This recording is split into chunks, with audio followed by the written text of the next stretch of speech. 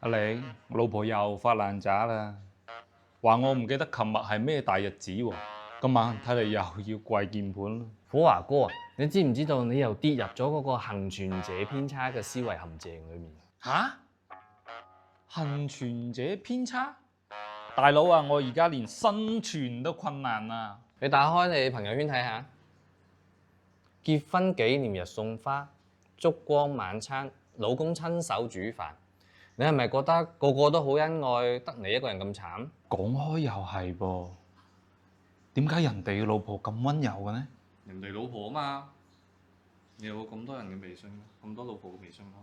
錯，呢啲就係幸存者啦。真正日日嘈交面咗嗰啲夫妻啊，係根本唔會擺上網嘅。你睇到嗰啲全部都係經過咗篩選嘅假象。事實上，絕大部分嘅婚姻都係充滿咗怨氣同摩擦嘅。你咁樣係常態，根本唔需要自責嘅。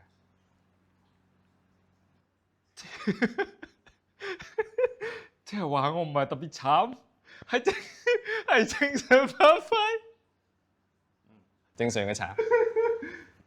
喂，冇講曹操，曹操就到。老婆俾電話。老公，琴晚見你咁攰，我專登都冇嘈你。其實今日先至係結婚紀念日啊！我請咗假，煲咗你最中意嘅花膠螺頭湯，仲幫你買咗 PS5嗰個最新嘅遊戲。今晚唔準加班喎，早啲返嚟食飯啊！哦，好嘅，收到。我而家即刻返。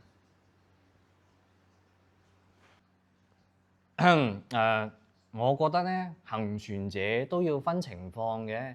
你呢種情況就係屬於幸存者啦，仲要係俾老婆錫到燶嗰隻。